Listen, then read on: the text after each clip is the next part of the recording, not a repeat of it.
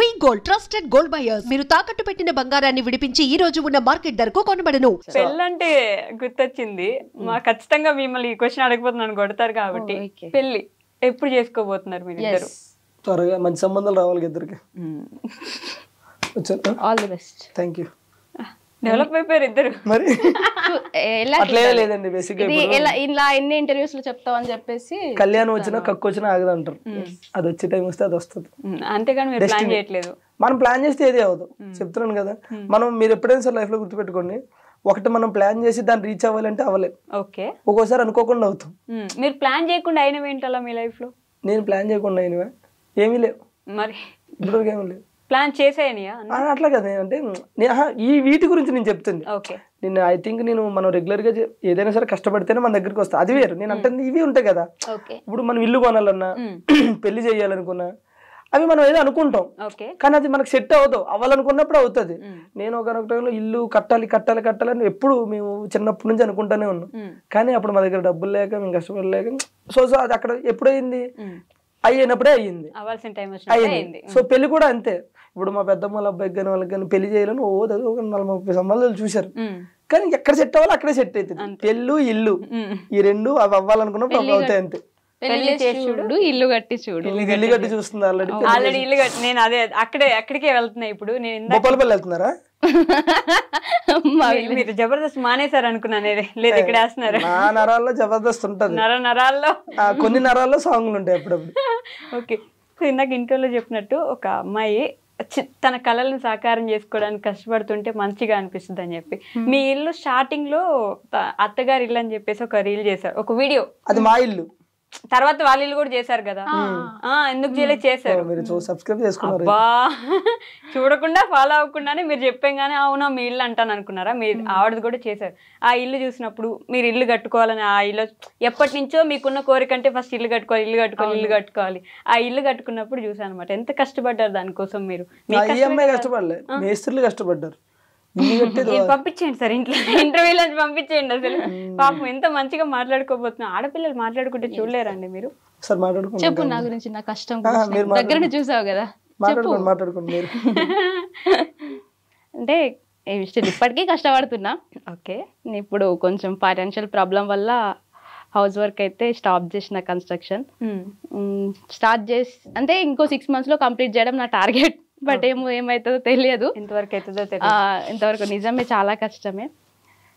But start చేశారు, ఎట్లయినా సరే చేసేద్దాం అంటే. నేను స్టార్ట్ చేసేటప్పుడు నాకు ఏంటంటే నేను చేస్తానో చెయ్యలేనేమో అని అనుకున్నా. బట్ తిన్ దగ్గరుండి అవుతుంది నీతోని, నువ్వు చేయగలని చెప్పేసి చేశాడు. మధ్యలో నాకు కొంచెం ఫైనాన్షియల్ పరంగా కూడా నాకు అవ్వకపోయినా కూడా నాకు దగ్గరుండి హెల్ప్ చేసిండు. So thank you. జనరల్గా ఏమంటే మన కష్టమే మనకి ఎప్పుడైనా సరే రిజల్ట్ ఇస్తుంది. జీవితంలో ఎప్పుడో ఒకసారి అదృష్టం వస్తుంది. మనకి ప్రతిరోజు కష్టం మన వెనకాలే ఉంటుంది.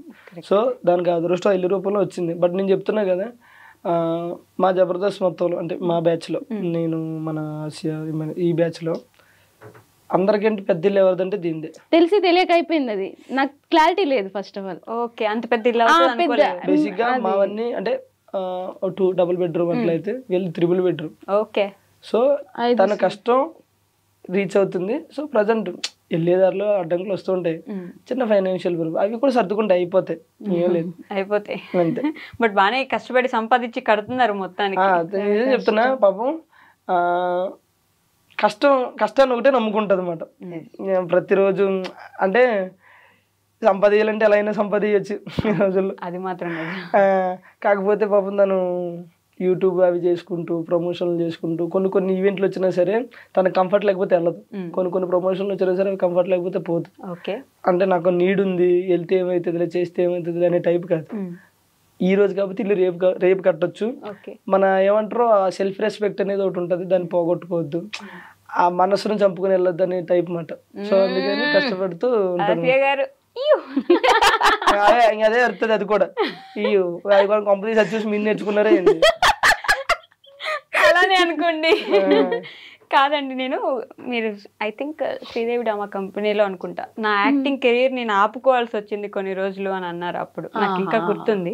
నాకు అదొక్క క్వశ్చన్ కి ఆన్సర్ కావాలి, ఎందుకని? మీరు ఇంటర్వ్యూకి వచ్చే ముందు అన్ని చూస్తారా లేకపోతే ముందు నుంచి అన్ని చూస్తున్నారు? నేను అప్పటి నుంచి ఫాలో అవుతాను కాబట్టి గుర్తుంటాయి, ఇప్పటికిప్పుడు చూస్తే గుర్తుండవు కదా అన్ని. గుర్తుండవు కానీ ఎందుకు నాకు నమ్మకం రావట్లేదు. నమ్మకపోతే నేనేం చేయను. చాలా మంది ఎక్కడ ఏం చెప్పారు చెప్పుకుంటారా మీరు అప్పటి నుంచి? నా వెనకాల తిరుగుతుంటున్నా, నేనేం చేసినా చెప్పేటట్టున్నారు. ఇప్పుడు మీకు తెలియకుండా ఏం చేస్తున్నారు చూసుకోండి. మనకు అన్ని తెలుసు. చాలా మంది అనుకుంటారు పాపం రాజు వల్ల అని. అసలు రాజు వల్ల అయితే కాదు, నేను ఆగిపోవాల్సి వచ్చింది కొన్ని పరిస్థితుల వల్ల. అంటే అది చెప్పవచ్చు చెప్పకూడదు నాకు తెలియదు, బట్ టైం వచ్చినప్పుడు చెప్తాను అంతే. అంటే చాలా పెద్ద రీజన్. పెద్ద రీజన్. సరే ఏడవకండి మీరు. ఇప్పుడు నాకు నాకే తెలియదు రీజన్, ఆగిపోవాల్సి వచ్చింది అంతే. ఇదేంటి మళ్ళీ అలానే ఉంటది.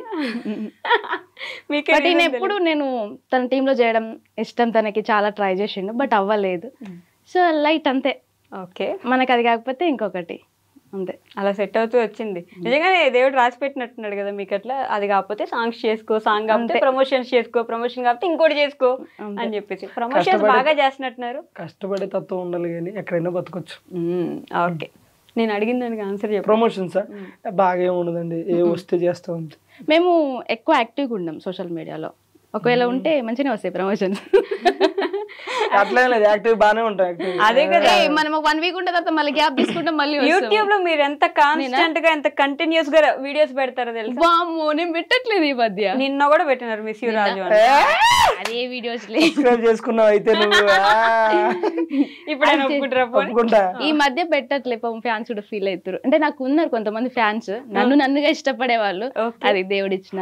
అట్లే సోషల్ మీడియాలో మీరు అన్నట్టు యాక్టివ్ గానే ఉంటాం కానీ ప్రమోషన్స్ అనేవి వచ్చినాయి చేస్తాం అంతే. కొన్ని కంఫర్ట్ లేకపోతే చెయ్యి.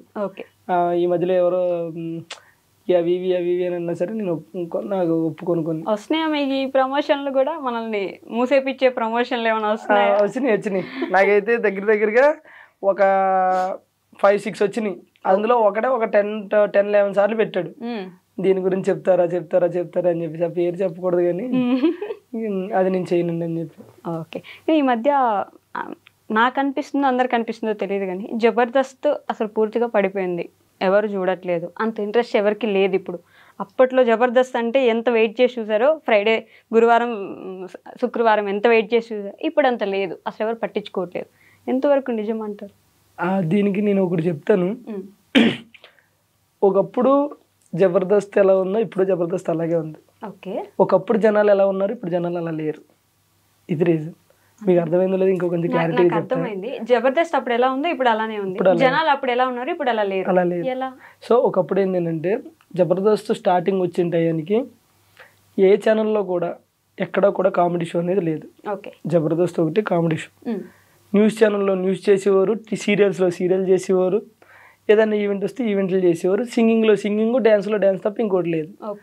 ప్రజెంట్ జనరేషన్ ఎలా అయిపోయిందంటే న్యూస్ ఛానల్లో కామెడీ, డ్యాన్స్లో కామెడీ, సింగింగ్లో కామెడీ, సీరియల్స్లో కామెడీ. ఈ కామెడీ సరిపోదన్నట్టు ఇన్స్టాలో కామెడీ, రీల్స్లో కామెడీ, మా వ్లాగ్స్లో కామెడీ.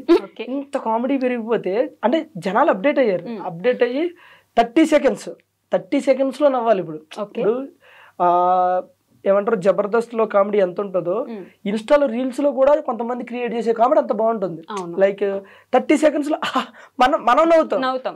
అంటే ఇప్పుడు నీకు అంత ఇది వచ్చినప్పుడు, ఇప్పుడు జనరల్గా ఇప్పుడు మీరు ఉన్నారండి, ఎక్కడో ఊరు మొత్తంలో ఒక ప్లేస్లోనే బిర్యానీ ఉందనుకున్నప్పుడు మీకు ఇష్టమైతే ఏం చేస్తారు, తింటారు. ఇప్పుడు దాని ఆల్టర్నేటివ్ మీ ఇంటి పక్కన ఇంకోటి వచ్చినప్పుడు ఏం చేస్తారు, అంత దూరం వెళ్ళలేకో లేకపోతే ఇక్కడ కూడా బాగుందను మనం అడ్జస్ట్ అవుతాం కదా. సో ఇప్పుడు జనాలు ఎలా అయిపోయారంటే, ఒకటి సోషల్ మీడియా అనేది పెరిగింది, ఇంకోటి ఓటీటీ ప్లాట్ఫామ్స్ ఎక్కువ వచ్చినాయి, ఇంకోటి ఏంటంటే ఇంప్రూవ్ అయిపోయారు, అప్డేట్ అయిపోయారు అందరూ. సో వీళ్ళందరూ ఎప్పుడు ఫోన్ ఉంటుంది చేతిలో, net balance free, data 4G recharge 5G recharge చేసుకుంటే అయిపోయాయి. ఇక్కడ చూస్తున్నాం, నవ్వుతున్నాం, అయిపోయాయి. అక్కడ నవ్వు ఇక్కడ దొరుకుతున్నప్పుడు మనకు అంత ఇంట్రెస్ట్ రాదు. మీకు అర్థమవుతుందా? కానీ జబర్దస్త్ అనేది చెప్తున్నాను కదా, ఎప్పుడు అలాగే ఉంటుంది తప్ప కానీ ఏం పడిపోలేదు. ఇంకొక విషయం కూడా ఈ మధ్య బాగా వినిపిస్తుంది, అడల్టరేటెడ్ కామెడీ ఎక్కువైపోయింది జబర్దస్త్ లో. మీరు ఇంకోటి అబ్జర్వ్ చేస్తే ఇన్స్టాలో ఏదైనా ఒక 2 రీల్స్ చూడండి, 2 రీల్స్ లో 3 దానికి నవ్వుకున్నారు అనుకో, 2 బూతులే ఉంటాయి. ఓకేనా?